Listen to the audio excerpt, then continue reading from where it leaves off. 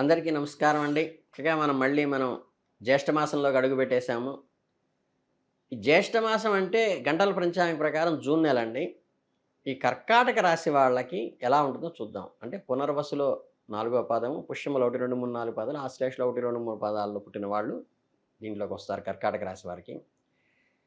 సాధారణ ఉత్సాహమైన స్థితిలో ఉంటుంది మీకు. బహుశా గత నెల నుండి పేరుకుపోయిన ఒత్తిడి నుండి మీరు ఏదైతే వేధిస్తోందో, అనిశ్చితత, ఆందోళన ఏదైతే పెరుగుతోందో, వాటి నుంచి కొంచెం సున్నితంగా బయటికి వచ్చే అవకాశం ఈ నెలలో కనిపిస్తుంది. మీ మానసిక స్థితికి హెచ్చుతగ్గులు ఉండటం సహజమే. ఈ తాత్కాలిక నిరుత్సాహాన్ని మీరు ఎక్కువ ప్రాధాన్యత ఇవ్వకుండా, క్రమక్రమేణా పరిస్థితి మెరుగుపరుచుకోవడానికి ప్రయత్నించండి. ఈ సమయంలో భాగోద్వేగాలను అర్థం చేసుకోవడానికి ప్రయత్నించండి. ఆరోగ్యకరమైన మార్గాల్లో వ్యక్తీకరించడానికి, వ్యవహరించడానికి, ముందుకు వెళ్ళడానికి ట్రై చేయండి. జూన్ నెలలో మీరు ఇటువంటి పరిస్థితి ఎదురవుతుంటో ముందుగా ఆలోచించుకొని, ఊహించుకొని జరిగే అనర్థాల నుండి బయటపడడానికి అనవసరమైన మనోవ్యాకులత, కలత చెందకుండా మానసిక ఒత్తిడిని కొంచెం తగ్గించుకుంటూ అందరితో కలిసి ప్రయాణించే ప్రయత్నం చేయండి. అనుకూలంగా ఉండటం, కొత్త పరిస్థితి త్వరగా అలవాటు పడటం మీకు జరుగుతుంది. ఒక కొత్త అవకాశాలు, ముఖ్యమైన పాఠాన్ని మీకు ఇస్తుంది ఈ నెలలో. అలాగే ఆర్థిక విషయాల్లో మీరు చాలా జాగ్రత్తగా ఉండండి. ముఖ్యమైన పెద్ద పెట్టుబడులు పెట్టే ముందు లేదా ముఖ్యమైన ఆర్థిక నిర్ణయాలు తీసుకునే ముందు అన్ని అంశాలను క్షుణ్ణంగా పరిశీలించుకోండి. తొందరపడి మాత్రం నిర్ణయాలు తీసుకోబాకండి ఈ నెలలో. ప్రస్తుత ఆర్థిక పరిస్థితులు కొంత అనిశ్చితంగా ఉండవచ్చు. మీరు ఊహించని సవాళ్ళను ఎదుర్కోవలసి రావచ్చు. కొన్నిసార్లు సరైన సమయారం అందుబాటులో లేనందువల్ల అస్పష్టమైన పరిస్థితుల్లో కొంచెం డోలాయమానంగా ఉండి పొరపాటున తప్పటడుగు వేసే అవకాశం ఉన్నది. అంటే అనవసరమైన నిర్ణయాలు తీసుకునే అవకాశం ఉంది కాబట్టి జాగ్రత్త పడండి. అలాగే మీ స్నేహితులు, సహోద్యోగులు మరియు ఇతరుల పరిస్థితులు సిద్ధంగా ఉన్నాయి. వారి సలహాలు మరియు సూచనలు మీకు విలువ ఇస్తూనే ఆచితూచి అడుగు వేయండి. మీకు వృత్తిపరమైన మార్గదర్శకత్వం అందించటంలో స్నేహితులు ఒక కొత్త దృక్పథాన్ని అందిస్తారు. సహాయం కోరటానికి ఎప్పుడూ వెనకాడవద్దు. ఒకవేళ గతంలో మీ బంధాలు ఏదైనా సమస్య ఉన్నట్లయితే మీ మద్దతు వ్యవస్థకు దూరంగా ఉండి ఆ సంబంధాలను బాగుపరుచుకోవడానికి ప్రక్షాళన చేసుకోవడానికి కూడా మీరు ప్రయత్నించండి. మీ మరింత ఒత్తిడికి గురయ్యే అవకాశం ఉన్నప్పటికీ కూడా కొంచెం సమయస్ఫూర్తితో వ్యవహరించండి. సమస్యలు చక్కబడతాయి. ఇతరుల అంచనాను అనుకూలంగా ఉండాలని, వారి ద్వారా మీపై ఒత్తిడి తగ్గాలని మీరు చేసే ప్రయత్నాలు ఉండాలి. అలాగే మీ అభిప్రాయం చెల్లుబాటు అవుతోందని నమ్మండి.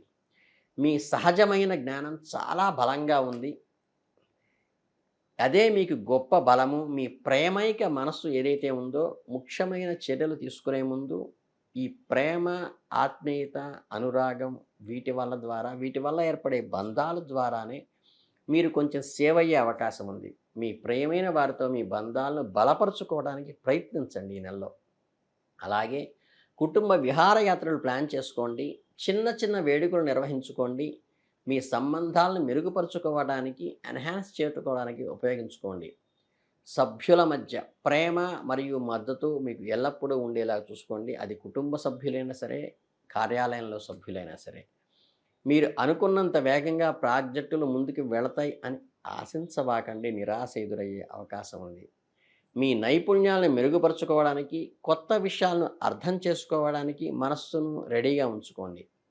అలాగే అత్యంత ముఖ్యమైన వృద్ధి అంతర్గతంగా జరుగుతుంది కాబట్టి, అంటే ఇన్నర్ డెవలప్మెంట్ జరుగుతుంది కాబట్టి దీర్ఘకాలికమైన లక్ష్యాలను దృష్టి పెట్టండి మరియు తాత్కాలిక సమస్యల వల్ల నిరుత్సాహపడబాకండి.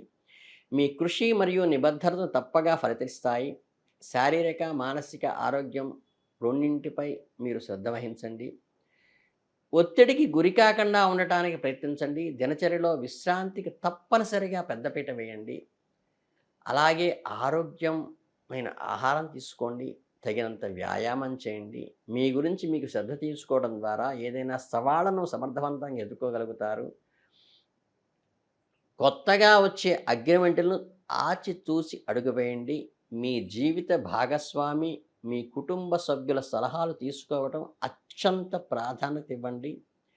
మీరు ఎటువంటి నిర్ణయానికి వచ్చే ముందైనా ఒక్కసారి మీ కుటుంబంతో ఆకళింపు చేసుకొని ఉన్న పరిస్థితిని వాళ్ళ సలహాలు కూడా తీసుకొని ముందుకు వెళ్ళడం చాలా మంచిది.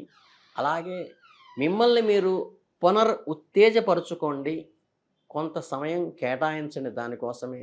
అలాగే 2025 కర్కాటక రాశి వారికి కొన్ని ముఖ్యమైన సవాళ్ళను ఎదుర్కోవలసిన పరిస్థితి వస్తుంది. మీకు నిజమైన స్వభావాన్ని కలిగి ఉంటూ, అవసరమైనప్పుడు ఇతరుల సహాయం తీసుకుంటూ, ఊహించని మార్పులు కూడా అంగీకరించే మనస్తత్వాన్ని పెంచుకుంటూ,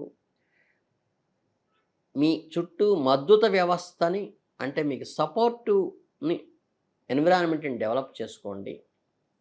మీ ప్రయాణాలను ఆస్వాదించండి. మరింత ఆనందంగా ఉండటానికి ప్రయత్నించండి.